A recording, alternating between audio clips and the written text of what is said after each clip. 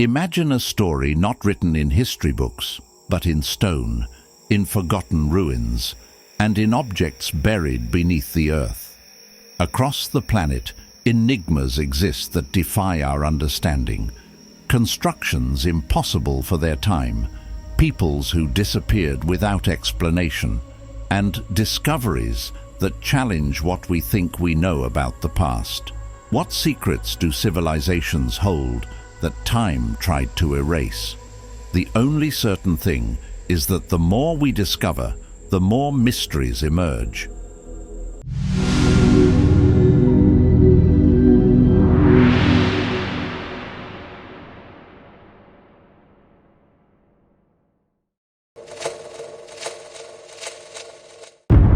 What does the Great Sphinx of Giza hide? A hollow in its head, and rumors of secret tunnels beneath its pores have baffled archaeologists and explorers for centuries. Some believe it holds forbidden knowledge, something that could change our understanding of history. Is it just a legend? Or are we about to uncover a mystery that has remained hidden for millennia? Few monuments in the world possess the aura of mystery that surrounds the Great Sphinx of Giza.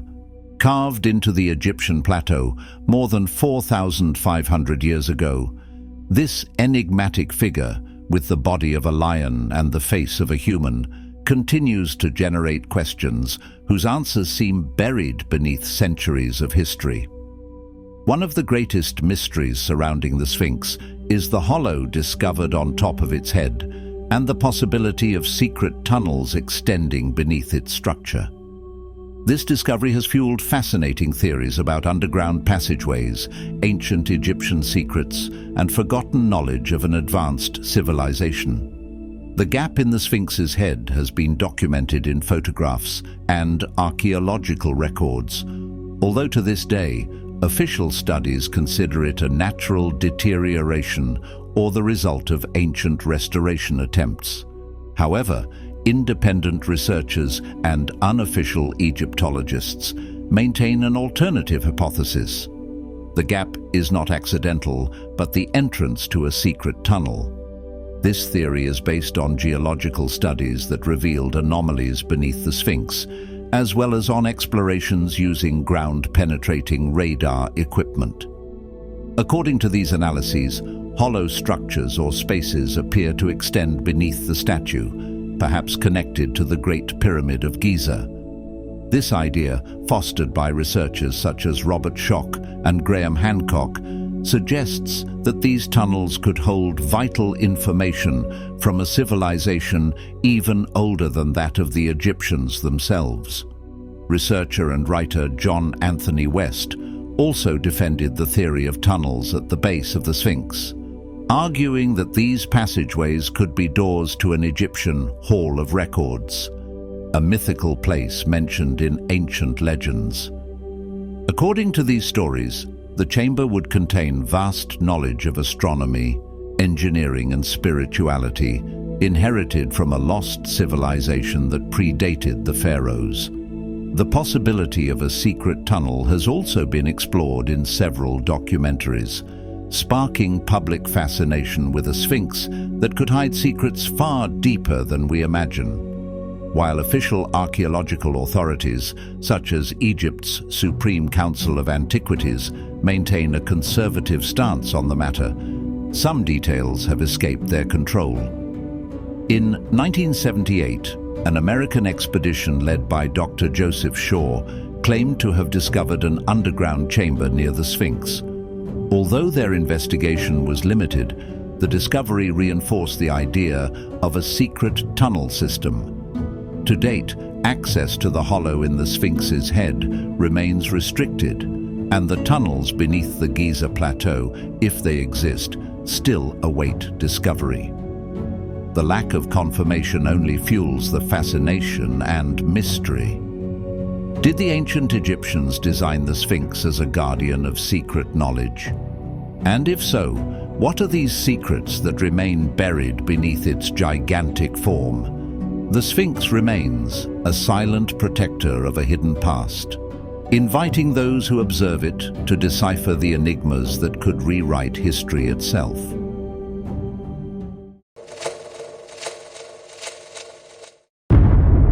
What secrets does the world's largest museum of prehistoric art hide? In southeastern Algeria, in the heart of the Sahara Desert and near the border with Libya and Mali, lies a large mountain plateau called Tassili, literally Plateau of the Rivers, located at an altitude of over 1,000 meters. The site, which covers an area of 72,000 square kilometers, is a national park and biosphere reserve declared a World Heritage Site since 1982. Thanks to the predominant sandstone and its water-retaining capacity, the area has vegetation that contrasts sharply with the surrounding desert. The scale of erosion, especially in the deep ravine systems in the north, indicates that Tassili's parched wilderness was once crisscrossed by waterways. Paleoclimatologists have speculated that between 11,700 and 5,500 years ago, changes in the Earth's tilt and orbit relative to the Sun warmed the northern hemisphere. During this African humid period, longer and more intense summer monsoons filled the geological basins with lakes and wetlands. Great rivers connected the Atlantic to the Mediterranean coast of the Maghreb. Large mammals roamed the endless grasslands. Among the species found there are some of the world's oldest trees, the endangered Saharan cypress and myrtle trees. Its entire surface is covered with rock formations created by erosion, which emerge from the sand dunes and resemble, from a distance, the ruins of ancient cities. These immense rocky plains, which sometimes give way to forests of monoliths, are hollowed out by akbas, holes in the escarpments accessible only on foot or camel, and multiple faults and canyons, sometimes with gueltas, watercourses or wells. The plateau and massif are inhabited by the Tuareg, and the nearest town is Janet, an oasis in the far west of the region. In 1910, the site was discovered to contain one of the largest and most important assemblages of prehistoric parietal art in the world. The earliest examples of this art date back about 12,000 years, between the 10th and 9th millennia BC, to the early Neolithic period and towards the end of the last ice age, when the Sahara was a habitable savanna rather than a desert. To date, some 15,000 carvings have been identified depicting large wild animals, such as antelopes and crocodiles, herds of cattle, and humans hunting and dancing. The oldest depictions of animals that lived in the Sahara during the early Holocene, created more than 10,000 years ago by hunter-gatherer groups. The earliest paintings were made around 7,550 years ago by the same groups, depicting schematic human figures. These paintings are among the oldest and largest in all of Africa, with some figures measuring up to 5 meters in height. Some of the paintings are characterized by the depiction of figures that appear to float on the rock surface, with round, featureless heads. It is believed that the sites where they appear were dedicated to rituals and ceremonies. With the domestication of livestock in the area around 4,500 years ago, sheep, cows, goats, and dogs began to be depicted. Alongside them appear hunters with bows, women, and children.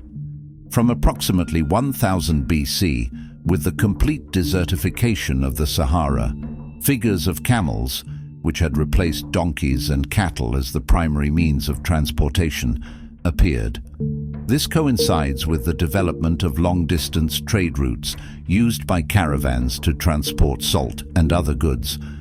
Among the most notable paintings is the so-called horned goddess, created in the Neolithic period and depicting a walking woman wearing what appear to be horns on her head, fringed bracelets, a skirt, and leg bands and anklets. The figure, which could be a representation of fertility, is superimposed on other smaller, older figures.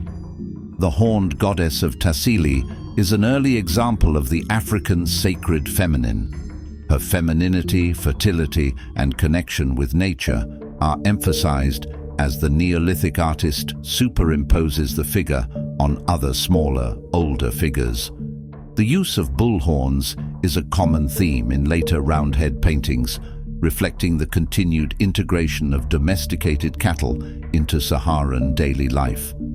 Cattle imagery, specifically that of bulls, became a central theme not only at Tassili but also at other nearby sites in Libya. A group of paintings from Tassili has led to a hypothesis that links them to the use of hallucinogenic substances, such as mushrooms. They depict a series of masked figures in a row that could be dancers, surrounded by long, lively festoons of geometric designs of various kinds. Each of them holds a mushroom-like object in their right hand, from which two parallel lines extend to the center of the dancer's head. According to some researchers, such as Giorgio Samarini and Terence McKenna, this could represent the effect the mushroom has on the human mind. Depictions of mushrooms associated with fish appear elsewhere in Tassili. One of the main figures supporting this hypothesis is that of a shaman, depicted with his body covered in mushrooms. According to Earl Lee, this could be related to a ritual in which the shaman was buried fully clothed, and when he was dug up some time later, small mushrooms grew from his clothing. However, other researchers believe these representations are unrealistic.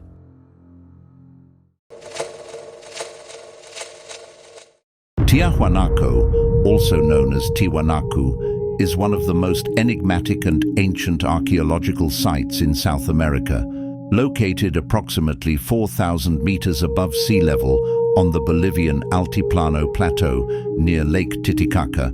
This site has fascinated explorers, archaeologists, and travelers for centuries. What is most puzzling are its impressive buildings, monuments, and sculptures, which seem to defy the technical capabilities of pre-Columbian civilizations. Over time, many theories have been put forward about the origin, purpose, and age of Tiwanaku, some based on astronomical alignment and conventional chronology, while others suggest a connection to civilizations lost millennia ago. Among the most notable structures are the Akapana Pyramid, the Gate of the Sun, the Temple of Kalasasaya, and the Ponce and Bennett monoliths. What most surprises archaeologists is the precision in the assembly of the stone blocks, some of which weigh tens of tons. These stones, in many cases, are carved with such precision that a sheet of paper could not be inserted between the blocks. The Akapana Pyramid, for example, is a structure of 7 stepped terraces that was once covered with finely carved stones.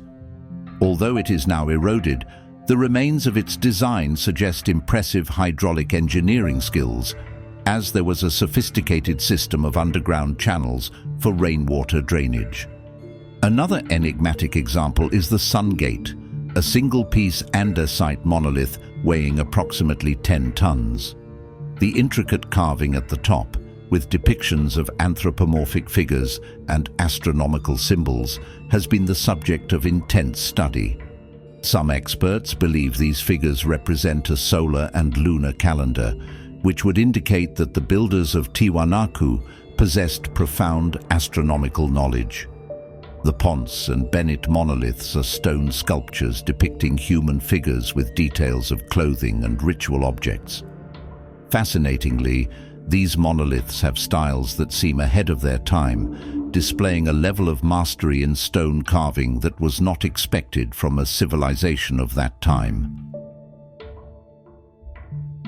When the Spanish conquistadors arrived in the Andes in the 16th century, they were amazed by the ruins of Tiwanaku. Chroniclers of the time wondered how an indigenous civilization, which they believed to be technologically backward, had been able to build such structures. In their writings, they expressed both perplexity and admiration for the ruins. Pedro Chiesa de Leon, in his Chronicle of Peru, 1553, wrote, "Tiwanaku seems to have been built by giants. So enormous are its stones, and so intricate their shape. None of the indigenous people know with certainty who erected them or for what purpose. Cieza de Leon describes the magnitude of the ruins and expresses his astonishment at the lack of knowledge among the locals about their origin.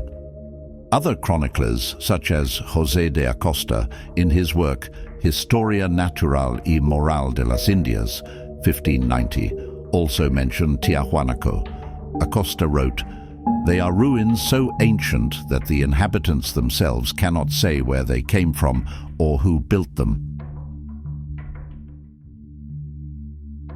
One of the most fascinating aspects of Tiwanaku is the controversy over its age. The traditional chronology based on archaeology holds that the Tiwanaku civilization flourished between 400 and 1000 AD. However, some researchers believe the ruins are much older, even proposing a date thousands of years earlier. One of the most widespread theories about the age of Tiwanaku is based on the astronomical alignment of its structures. Researchers such as Arthur Posnanski, an Austrian-Bolivian engineer and archaeologist, argued that the complex was designed as an astronomical observatory. Posnanski argued that the position of the solstices and equinoxes in relation to the monuments suggests that Tiwanaku was built approximately 15,000 years ago, long before any known pre-Columbian civilizations. Posnanski, in his work Tiwanaku, The Cradle of American Man, 1945, wrote, "The orientation of the stone blocks at Kalasasaya with respect to the solstices and equinoxes suggests an extremely early date for the founding of Tiwanaku. Changes in the tilt of the Earth's axis since that time reinforce this hypothesis." Posnanski argued that variations in the Earth's tilt over the past millennia should have affected the accuracy of astronomical alignments at Tiwanaku. If his hypothesis is correct, then the construction of Tiwanaku could have occurred in the distant past, radically changing human history in this region.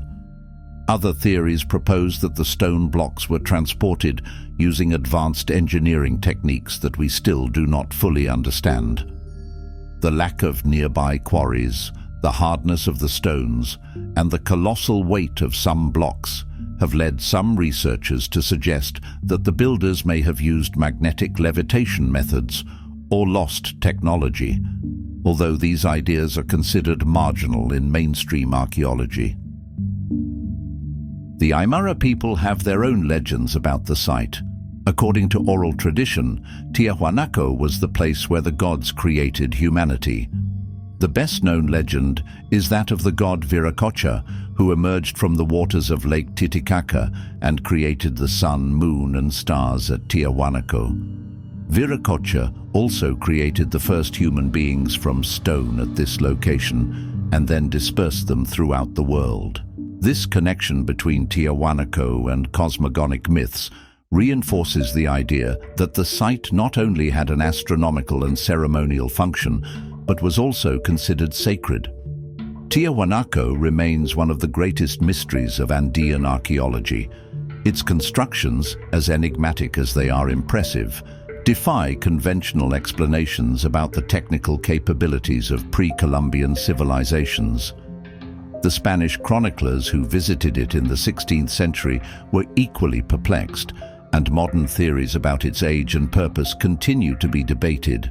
Whether as an astronomical observatory, a ceremonial center, or a sacred city, Tiwanaku holds secrets that, even after centuries of study, we have yet to fully unravel. The key to its true history may lie in a deeper understanding of the relationship between ancient Andean civilizations and the cosmos.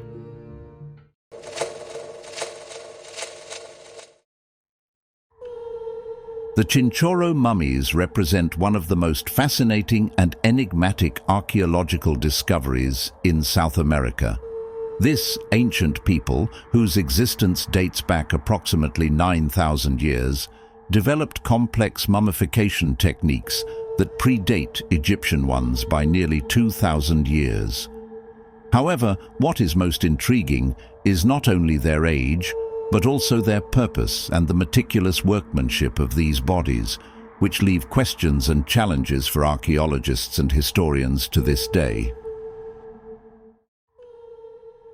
Imagine the ancient Chinchorro inhabiting the arid shores of the Atacama Desert, a place so hostile that it barely allows life. Yet this civilization flourished on the shores of the Pacific Ocean in what is now northern Chile and southern Peru, facing a desolate environment with virtually no vegetation. So, what prompted these ancient inhabitants to develop such advanced techniques for preserving their dead? Mummies are often thought of as a legacy exclusive to Egyptian civilization, but the Chinchorro's method of preserving bodies is not only older, but also radically different. In ancient Egypt, mummification was reserved for the elite and royalty, who, according to their beliefs, needed to preserve their bodies for the afterlife. But in the case of the Chinchorro, mummification does not seem to be exclusive to royalty. Mummification includes the elderly, adults, young people, children, and even fetuses. This rare and unique aspect is unparalleled in any other mummification culture of the ancient world. The Chinchorro technique is undoubtedly one of the most complex mummification methods of antiquity. Their practices include two main methods: black mummification, dating back to approximately 5000 BC, and red mummification, around 2500 BC. In the black mummification process, the body was dismembered, its organs removed, and the skull cut and hollowed out. The bones were then reconstructed, and the limbs were reinforced with reeds for support, before being covered with a white ash paste that simulated skin. The final touch was the application of a black layer, possibly manganese, that covered the entire body. In contrast, the Egyptians developed less invasive embalming methods. These included the natural dehydration of bodies and the use of resins and bandages, but without the extreme structural reconstruction practiced by the Chinchorro. In Tenerife, the Guanches, a native people of the Canary Islands, also practiced mummification of their dead, albeit to a lesser extent, and using techniques reminiscent of Egyptian ones. However, unlike the Chinchorro, Guanche mummification was limited to figures of higher social status and generally did not include the meticulous restructuring of bodies, as did the peoples of the Chilean desert. Unlike other cultures, the Chinchorro left no written records or monuments to explain their motivations behind this laborious practice. This raises a big question. Why would a fishing culture, whose life revolved around the ocean, dedicate so much time and resources to mummifying their dead? One theory suggests that these preserved bodies served as ancestral presences, being revered and possibly carried with tribe members on their journeys. There is also speculation that they could have been part of an ancestor cult, where mummified bodies were placed in places of honor during ceremonies or used to strengthen the community's collective identity. Bernardo Arriaza, an anthropologist and one of the foremost scholars of the Chinchorro culture, suggests that this rite may have had an emotional origin. In his studies, Arriaza argues that the high infant mortality rate, attributed to the consumption of arsenic-contaminated water, may have been a catalyst for families to seek ways to preserve and honor their deceased children. The proportion of child mummies is considerably high in the finds from the region, which reinforces this theory. However, the lack of a clear religious or mythological context leaves a void that has intrigued scholars and remains unsolved. Another mystery surrounds the natural preservation that the Atacama desert climate allowed for these mummies. Unlike Egyptian tombs, which were built in temples and protected from the outside environment, the Chinchorro mummies were buried in shallow graves. The extreme aridity and soil composition allowed for partial natural mummification before artificial techniques were applied. Thus, the combination of environment and artificial techniques created a unique preservation process not seen in other cultures. Could it have been this characteristic of the desert that inspired the Chinchorro to develop their elaborate mummification techniques? Or perhaps there was something deeper, a belief in the power of the earth itself, that led them to perpetuate these practices for thousands of years. Like Egyptian mummies, Chinchorro mummies reveal an obsession with preserving the body, although the reasons and methods differ significantly. However, some compare the detailed work of Chinchorro mummies to another type of ritual mummification in the Andes, such as the Inca mummies of children sacrificed in the Capacocha rituals. These mummies, found on mountaintops thousands of meters high, were preserved by extreme cold in a kind of natural mummification. Although the cultural contexts are different, both practices reflect a deep connection with the environment and a devotion to preserving the physical body, perhaps as a channel for the spirit. But while the Egyptians embalmed their dead for the journey to the afterlife, the reason why the Chinchorro preserved theirs remains a mystery. Some archaeologists suggest that Chinchorro mummification may have been a way to retain the dead among the living, maintaining them as a physical and tangible presence. Perhaps this ancient civilization believed that the dead could protect the living. Or perhaps it was a way to preserve the essence of their loved ones, keeping them ever present in the community. The mystery of an underwater structure, a strange magnetism that alters compasses, and a possible connection to Atlantis. In the heart of the Caribbean, about 80 kilometers off the coast of Florida, lies one of the greatest underwater mysteries ever discovered: the Bimini Road. A set of stones submerged beneath the crystal-clear waters near the Bimini Islands has baffled scientists, explorers, and archaeologists since its discovery in 1968. Theories about its origin range from a simple geological formation to evidence of an ancient lost civilization, even linked to the mythical Atlantis.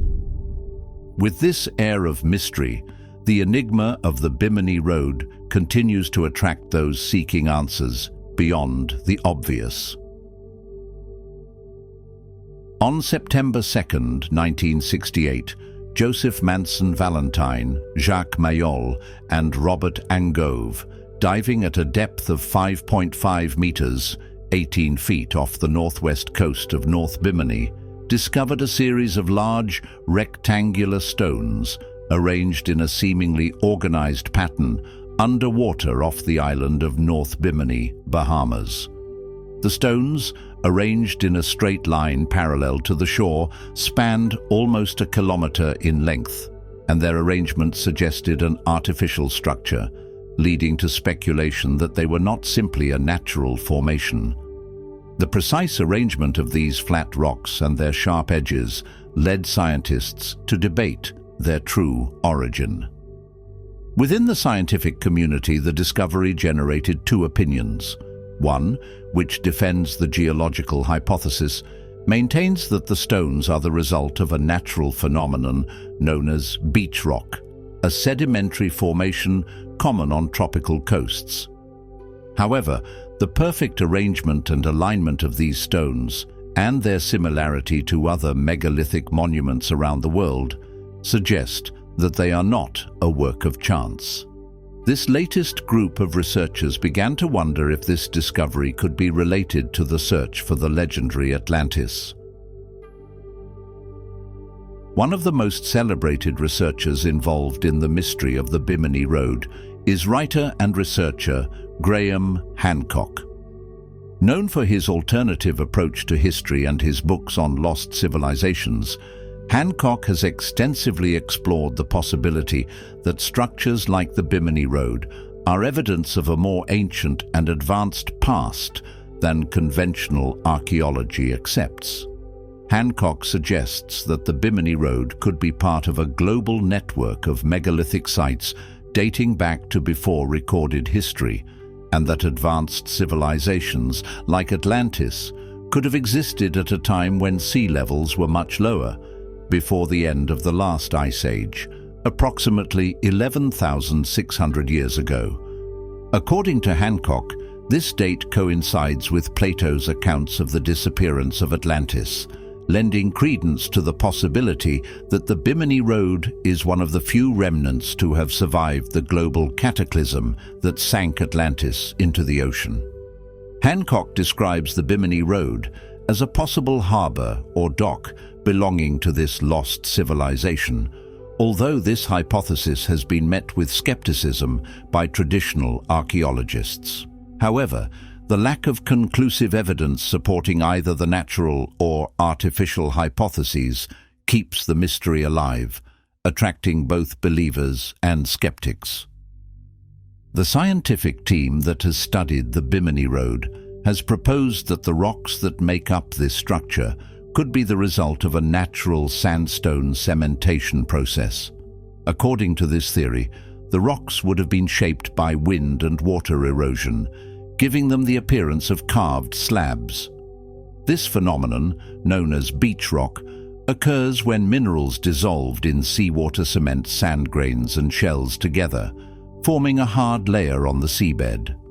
Despite this geological explanation, some studies have suggested that the symmetry and arrangement of the stones cannot be explained by natural processes. Measurements of the site reveal that many of the stones are nearly identical in size and shape, and their alignment in a near-linear pattern contradicts natural formations observed in other regions. Some archaeologists who have dived in the area have highlighted that the stones show signs of having been cut and moved, reinforcing the idea that the Bimini Road may have been the work of human hands. Another aspect that adds intrigue is the existence of other similar structures in different parts of the world. Megalithic sites in the Mediterranean, such as the Temple of Hagar Kim in Malta or the underwater ruins of Yonaguni in Japan, show a striking similarity in their construction methods, fueling speculation that ancient civilizations, perhaps linked to Atlantis, may have had a global network of settlements and trade routes connected by the ocean.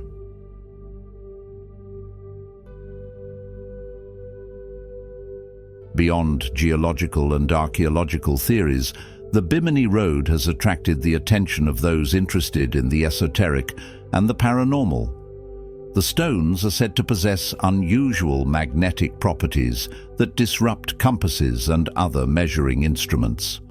This phenomenon has been interpreted by some as a sign that the site is not only a physical structure, but also a place with special energetic properties. In 1938, the famous American prophet Edgar Cayce predicted that the remains of Atlantis would be discovered off the coast of Bimini in 1968 or 1969. When the Bimini Road was discovered in 1968, Cayce's followers saw the discovery as confirmation of his visions. According to Cayce, Atlantis was an extremely advanced civilization, possessing knowledge of energy and magnetism, and was eventually destroyed by its own experiments with these forces. Although Cayce's claims have been dismissed by science, his prophecies have fueled the legend of the Bimini Road and attracted those who believe in the existence of a lost wisdom, one that may still be hidden in the depths of the ocean. After more than 50 years of research and theories, the Bimini Road remains a mystery.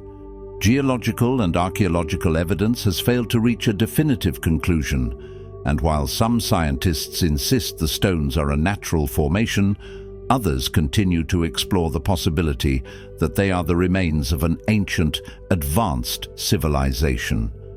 The combination of its unique characteristics, theories about Atlantis, Graham Hancock's research, and esoteric phenomena have made the Bimini Road a place of endless fascination.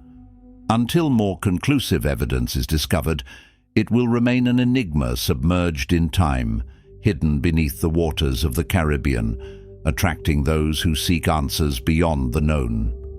Is the Bimini Road a natural creation or the remains of a lost civilization?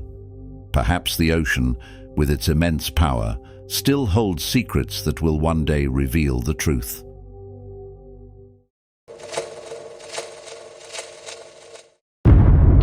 What mystery was uncovered in the largest rock art complex in South America? A unique aspect of the site's petroglyph iconography is the figures of dancing people called danzantes, who are often associated with geometric motifs, primarily variants of zigzag lines. Based on intriguing data recorded by Rachel Dolmatov during her research in Colombia, related to the significance of analogous motifs in Tucano art, as well as a broader exploration of the sound sphere in South American cultures, and the thesis that Amazonian animism was a more archaic ontology in a wider area of South America. A recent study suggests that the geometric patterns at Toro Muerto, with which the dancer figures are juxtaposed, may be representations of songs. An extension of this hypothesis is the suggestion that some of the more complex compositions composed of dancers and linear geometric motifs are graphic metaphors for transference to the other world. These abstract or geometric motifs have always been among the most intriguing aspects of rock art iconography. At Toro Muerto, the figures of dancers are repeated almost overwhelmingly, which is unique in the region. Furthermore, there is an extraordinary accumulation of geometric patterns, often in the form of vertical zigzags, straight and wavy lines that vary in width, sometimes with associated dots or circles. Significantly, the dancers are often juxtaposed with these geometric designs, not only individually, but also in more complex arrangements. This predominant association of anthropomorphic figures and geometric patterns cannot be considered incidental. It may even constitute the key to understanding the meaning and function of some of the petroglyphs at Toro Muerto. Panel TM1219 is particularly striking, as its iconography, subjectively, gives the impression of an exceptionally coherent arrangement. It features a juxtaposition of vertical zigzags, linear and wavy patterns, at the center of which is a large dancer figure, almost identical in size to the wavy lines that accompany it on either side. This scene bears striking similarities to the Tucano drawings recorded by Rachel Dolmatov, not only in terms of individual motifs, but also in their arrangement. The Tucano saw them as representations of songs, and due to the recurrence of motifs and the repetition of their meanings, researchers suggest that the scene represents cosmological content, with all the activities and phenomena related to accessing that content, that is, accessing the cosmos. The central dancer, surrounded by wavy lines, would actually be surrounded by songs, which, embodying energy and power at the same time, were the source of transference to another world. The entire scene could visualize a visionary journey, a transference to another world, to the time of creation, or an illustration of the origin myth, through graphic metaphors of contact with that world. This interpretation sheds new light on the Toro Muerto petroglyphs and opens a space for discussion about their ontology and the social context surrounding them. The researchers conclude that the zigzag lines could have represented songs, and the geometric patterns symbolized the cosmos, giving new meaning to the ubiquitous association of dances and geometry at this important Peruvian archaeological site.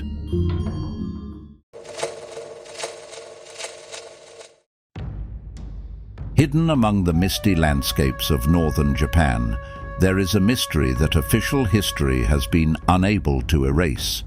An ancient people, with light skin and features that appear European. Who were the Ainu really?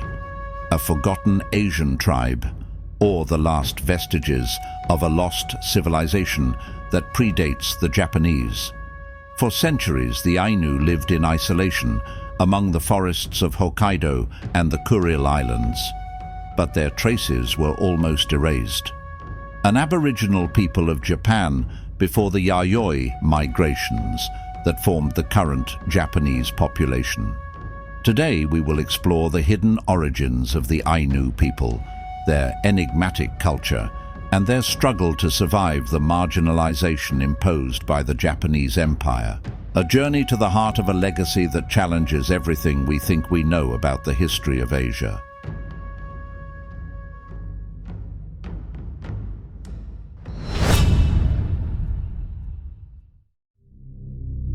The Japanese are reluctant to admit that the Ainu are the aboriginal inhabitants of their islands.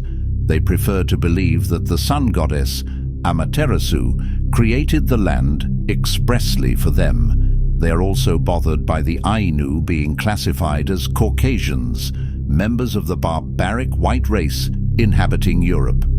In contrast to the yellow-skinned Mongoloid Asians, the Ainu are light-skinned, with the characteristic long Caucasoid head, square face, and stocky, hairy body. They are no hairier than Europeans. They lack the Mongoloid eye crease and describe their own people as of the same eye socket.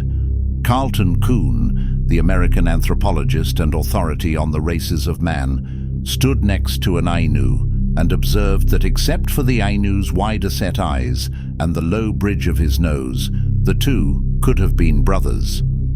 How the ancestors of the Ainu arrived in Japan is one of the mysteries of immigration that archaeology alone has little chance of solving.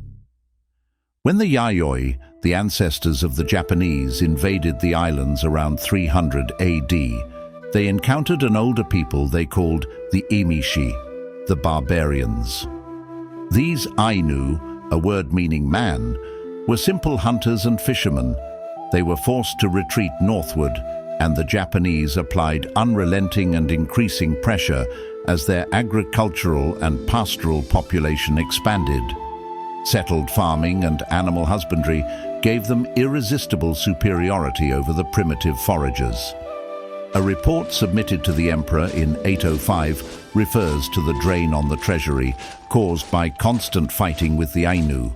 The document specified that they gathered like ants, but dispersed like birds. Even then, the Japanese were reluctant to accept the indigenous origin of the Ainu. When a large number of arrowheads were found on a beach in 839, their presence was attributed not to the long existence of the despised Aborigines, but to a flock of geese that had carried the arrows on their bodies from the mainland, where they had been attacked by the Mongols. The Ainu, displaced to the colder islands of Hokkaido and Sakhalin, retained their independence until 1799, when those islands were colonized by the Japanese to prevent Russian aggression. The Ainu were accorded a humble status and treated as inferiors until the 20th century, when many had already been assimilated or intermarried with the Japanese. About 14,000 pure Ainu live in small villages on the coast of Hokkaido. Other peoples of a similar racial variety populate the Kuril and Aleutian Islands to the north, and still others in the Amur River basin in Manchuria. These Ainu people may have migrated from the west in remote antiquity. One theory suggests that East Asia was populated by Caucasians before the arrival of the Mongoloids.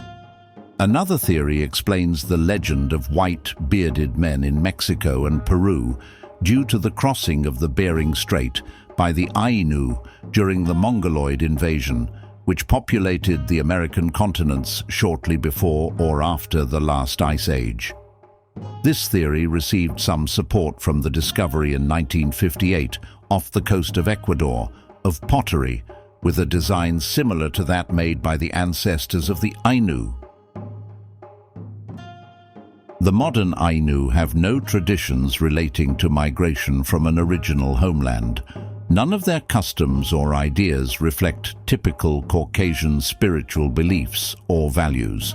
The Ainu appear to have lived in Japan since 3000 BC, a date attributed to the most primitive forms of the Jomon culture, as it is known. The term derives from the corded design found on pottery excavated from ancient habitations. This design was achieved by pressing soft, unfired clay with small sticks or rollers over which tightly braided cord had been woven. Or perhaps the vessels were placed in woven baskets that were fired during firing.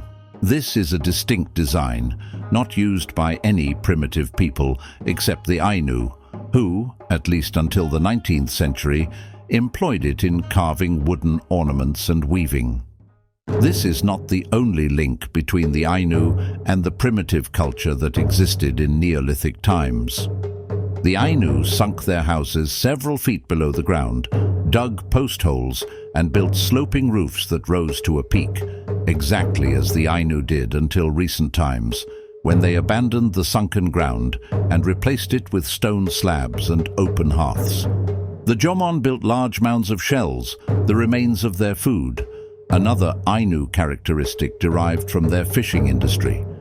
Animal bones, spearheads, harpoons, fishhooks, and stone axes identify the Jomon as simple hunters and fishermen who, like the primitive Ainu, created a rudimentary social organization. The discovery of carved stone staffs, emblems of authority, suggests that they were ruled by chiefs or family headsmen. The presence in their early graves of small female figures, possibly representing a mother goddess, indicates their reverence for a fertility cult. The absence of funerary artifacts and organized cemeteries indicates the lack of a cult of the dead, which the Ainu developed. The divergences between the skeletal remains of Jomon and early Ainu, perhaps due to intermixture with related peoples from remote islands, are not considered by archaeologists to be an obstacle to revealing Jomon and Ainu cultures. Whoever the Jomon were, they appear to have replaced an even earlier, unknown race, which left primitive elements beneath the layers of volcanic ash that cover much of the Tokyo region, caused by the frequent eruptions of Mount Fuji. The Yayoi, who used bronze tools and made weapons, bear no resemblance to the much earlier Neolithic Jomon culture. Christian missionaries who visited them in the late 19th century described the Ainu as content to follow the ancient paths and indifferent to the higher standards of economic and cultural life of their Japanese neighbors. They were happy to hunt and fish, to preserve life and worship their gods. They rarely lacked food. The land and sea provided for their simple needs. They were expert fishermen, netting trout and salmon and spearing sea fish from their canoes. They trained their dogs to swim a short distance offshore, divided into two groups and in a single file. A shout from the shore would cause them to converge in a crescent formation, catching the fish and forcing it to come closer to the shore where they could be caught. They collected many varieties of crustaceans and hunted whales and walruses. Like the Arctic Eskimos, the Ainu invented a detachable bow, held by a rope, that would snap apart upon impact. With it, they prevented the fish from escaping. They hunted with guns and arrows, and imitated the cry of a wounded animal to delay the escape of the rest of the deer herd and to attract them closer. They built traps and pits to catch unwary beasts. To detect a hibernating bear, they observed the telltale yellow discoloration of the snow caused by the sleeping animal's breath. A hunter would creep into the den carrying only a stone knife and his head protected with fur.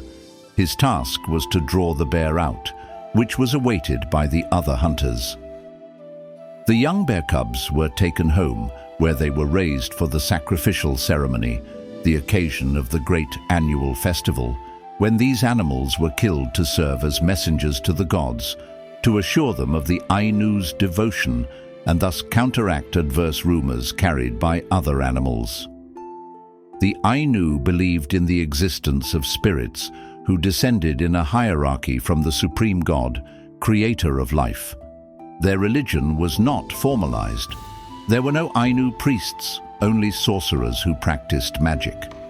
Although they believed in reincarnation after death, the Ainu had no clear idea of rewards and punishments.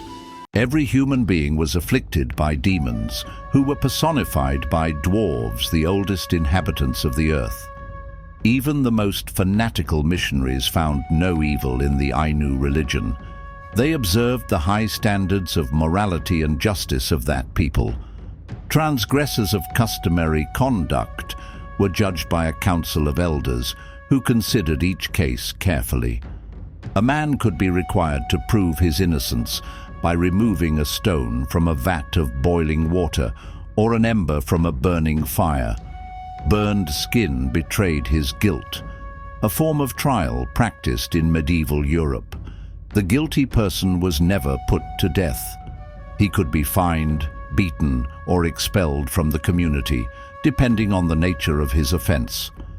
The Ainu followed etiquette.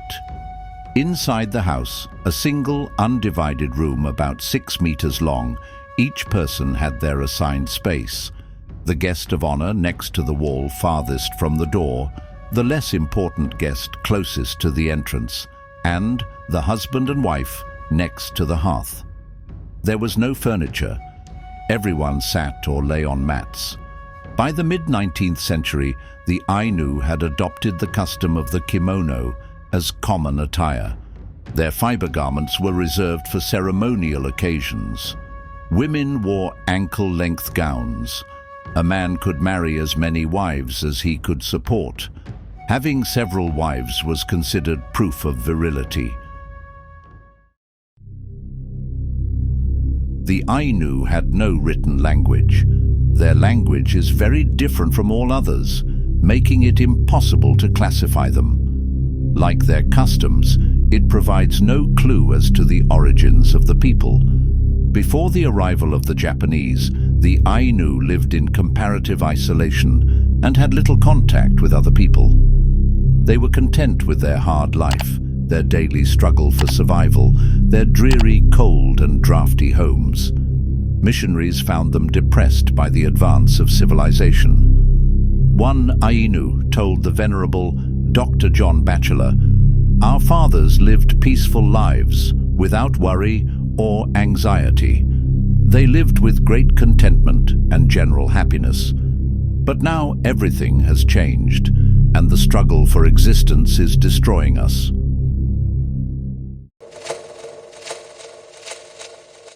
Stones speak.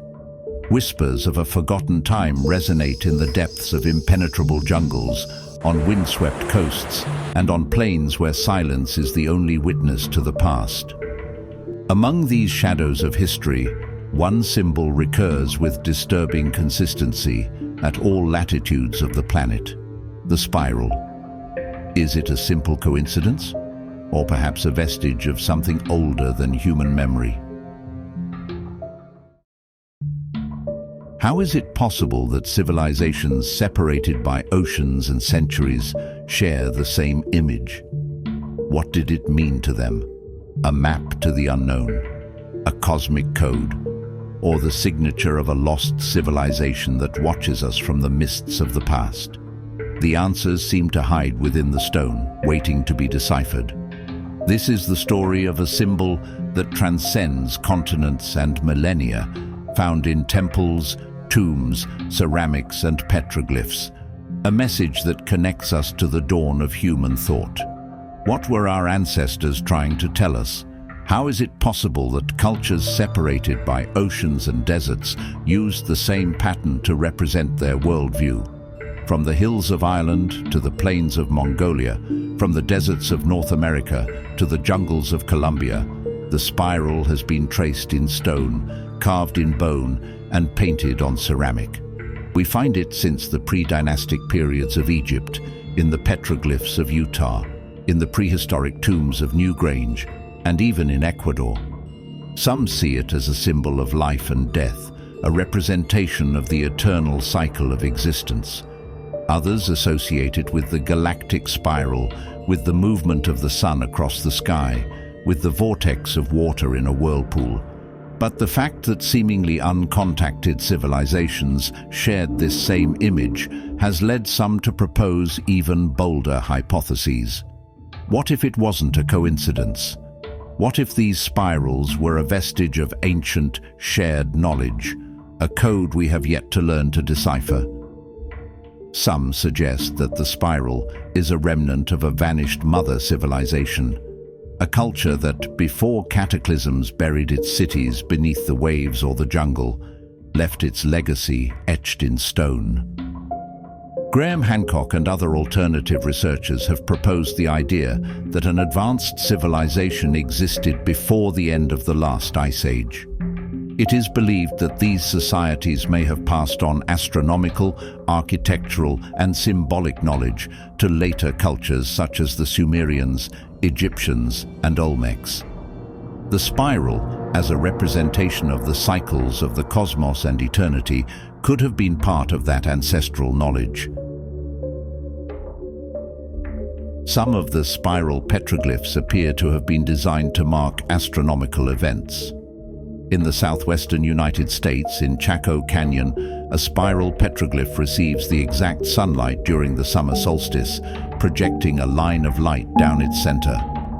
In Ireland, the Newgrange tomb, over 5,000 years old, is decorated with multiple spirals.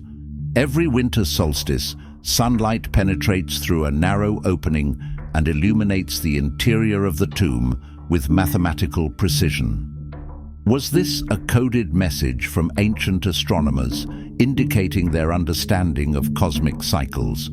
Or are these spirals simply symbols of eternity, birth and death, as some art historians suggest?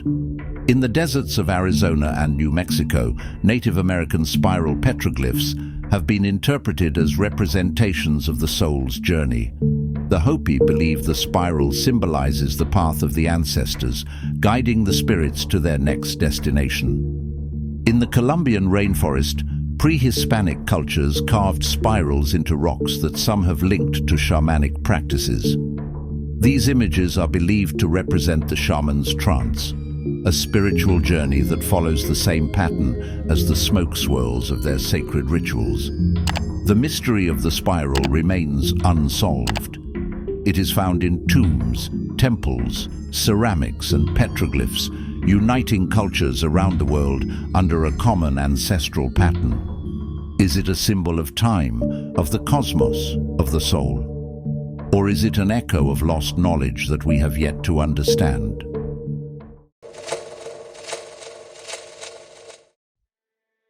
What secrets do these mummies hold?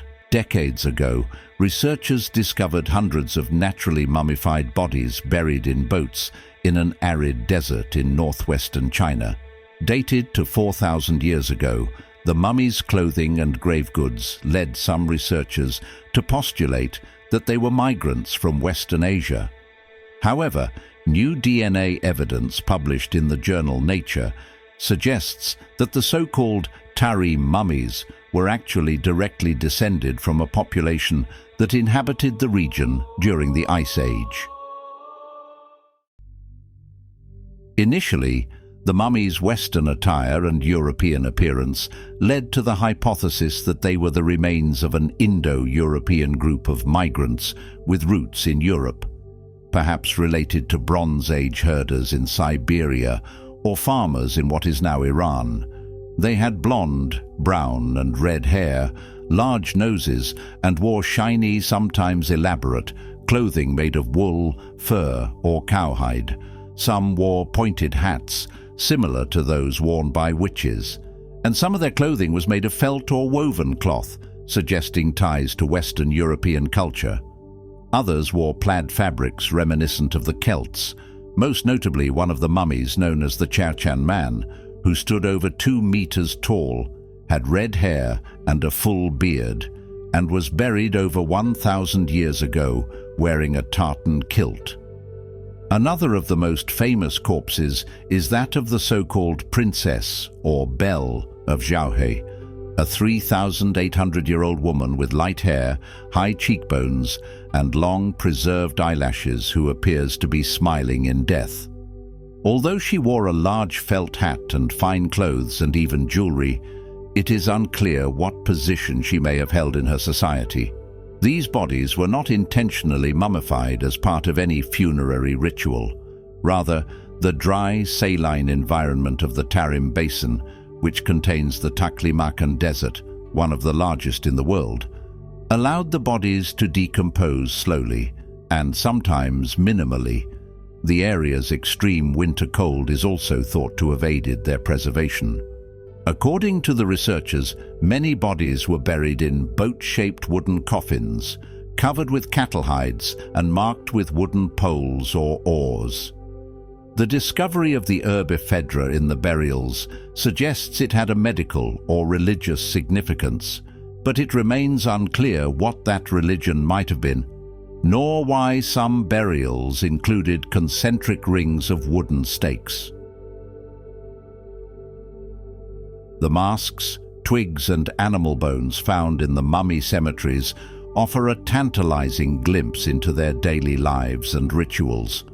Although most questions about their culture remain unanswered, the burials point to their diet and the fact that they were farmers. The mummies were buried with barley, millet, and wheat, and even necklaces containing the oldest cheese ever found. This indicates that they not only engaged in agriculture, but also raised ruminant animals. The people of the Tarim Basin were genetically distinct, but their practices, from burial to cheese-making, and their clothing, which reflects techniques and crafts practiced in distant places at the time, seem to show that they mingled with and learned from other cultures, adopting their practices over time and incorporating them into a distinct civilization. Researchers now believe their daily lives ranged from ruminant husbandry to metalworking and basketry, contributed to by the fact that the now desolate desert of the Tarim Basin region was once much greener and had abundant fresh water. It is also believed that the inhabitants of the Tarim Basin traded and interacted with other peoples along what would eventually become a key Silk Road corridor, linking east and west across the arid desert.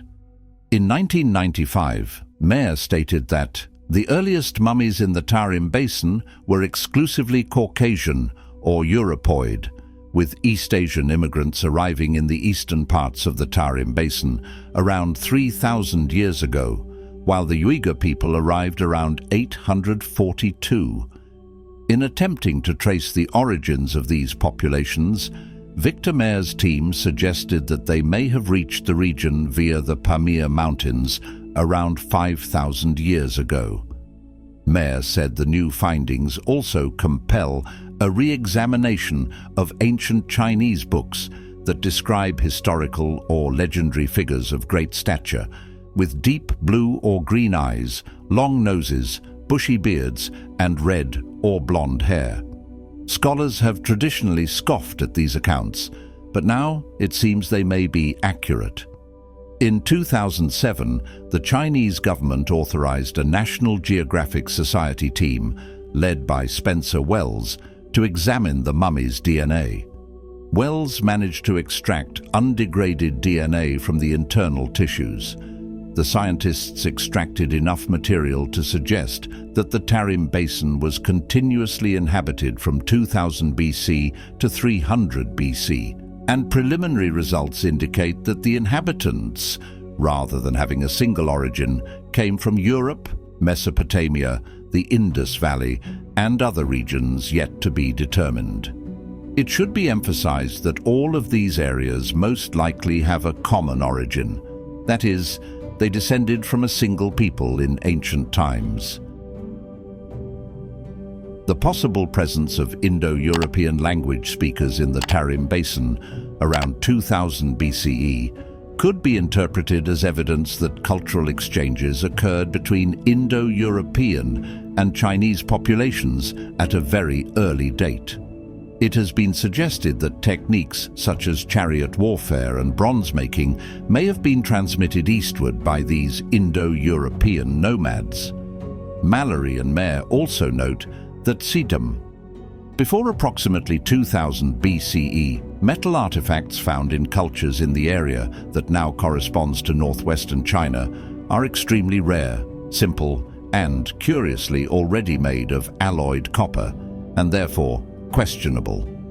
Isolated for millennia beneath the relentless sand of the desert, the Tarim mummies give us a glimpse that doesn't quite fit with established narratives about Asia's past.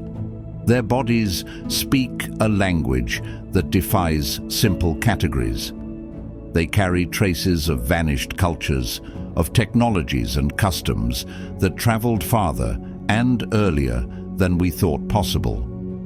And yet, we still don't know for sure who they were, where they came from, or what they knew of the world around them. Perhaps their greatest legacy is not what they tell us, but what they still compel us to ask.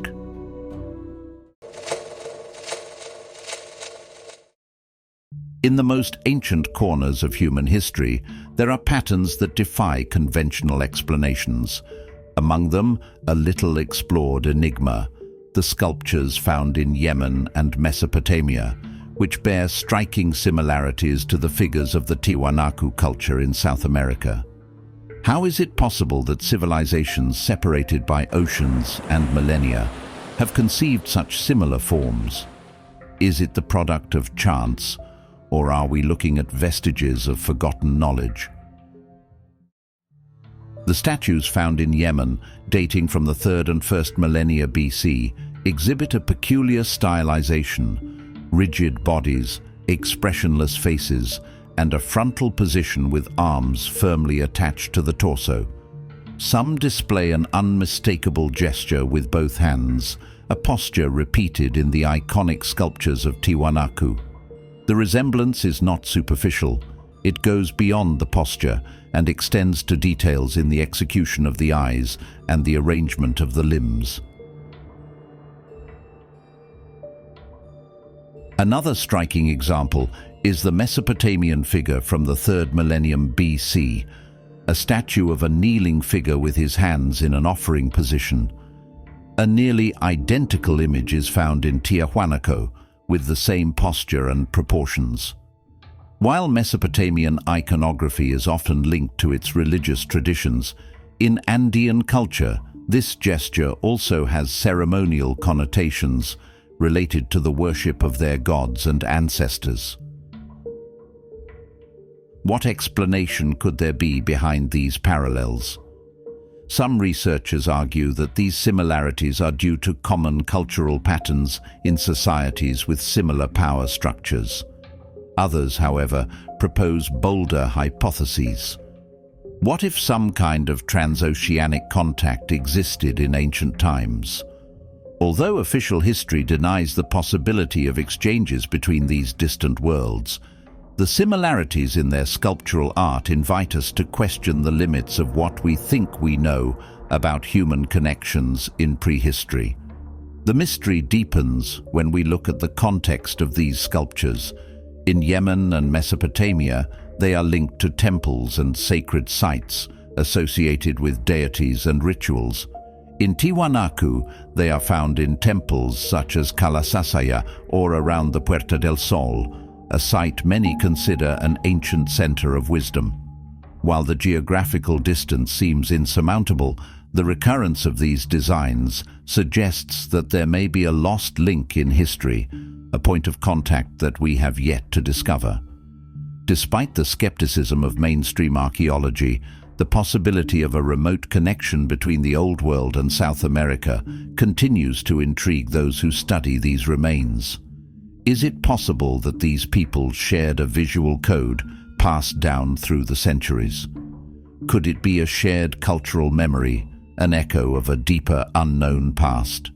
The figures from Yemen, Mesopotamia, and Tiwanaku remain, defying time and our understanding. Are they simply echoes of isolated civilizations or traces of a lost connection?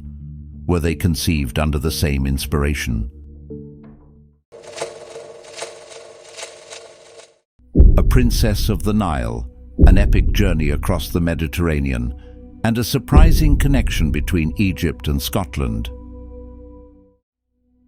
In the shadows of history, where the mythological intertwines with the real, there exists a legend that challenges conventional understandings of Scotland's origins. It takes us from the golden sands of ancient Egypt to the green hills of Scotland, uniting two cultures that at first glance seem unconnected. Could it be possible that the lineage of an Egyptian pharaoh gave rise to the Scottish people? In the 1440s, Scottish chronicler Walter Bower undertook a monumental task, tracing the history of the Scottish people from its earliest origins.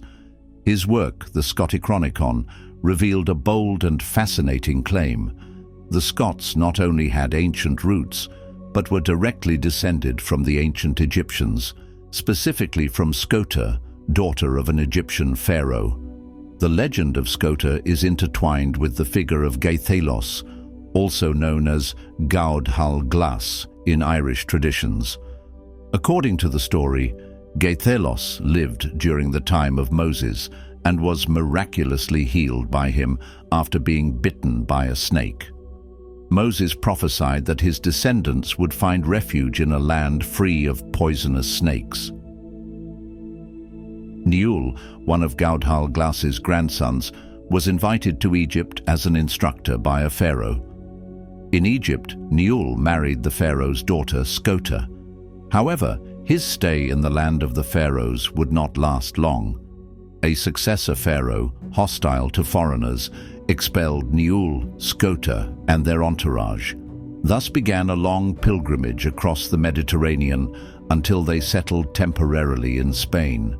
During the reign of Miled, husband of another Scota, also the daughter of a pharaoh, the family heard of an island in the west that seemed to fulfill Moses' prophecy: Ireland. Although Mild died in Spain, his wife and children continued west and eventually settled on the Emerald Isle. Migration to Scotland occurred generations later when the descendants of Niul and Scota crossed the sea to the Scottish west coast. There, they confronted the Picts and established their home, marking the birth of the Scottish people as we know them today. This epic tale of migrations and conquests is also documented in the Declaration of Arbroath of 1320, a crucial testimony in Scottish history. However, Scota's story varies. Some historians, such as Ralph Ellis, suggest that Gaethelos was not a Greek or Scythian king, but an Egyptian pharaoh. Ralph Ellis traces the story of Scota and Gaethelos to a 3rd century BC source, Manetho's Aegyptiaca, that Scota may have been Ankhesenamun, Tutankhamun's widow, and that Gaethelos was actually Ai, Tutankhamun's successor. According to this theory, Ai and Ankhesenamun were exiled due to religious conflicts, wandering before settling in Spain. Generations later, their descendants migrated to Ireland and eventually to Scotland, carrying with them a legacy that has influenced Scottish history and culture to this day. The legend of Scota, with its roots deeply rooted in mythology and history, continues to amaze. While the story's veracity may be questioned, its ability to capture the imagination and connect distant cultures across time remains undeniable.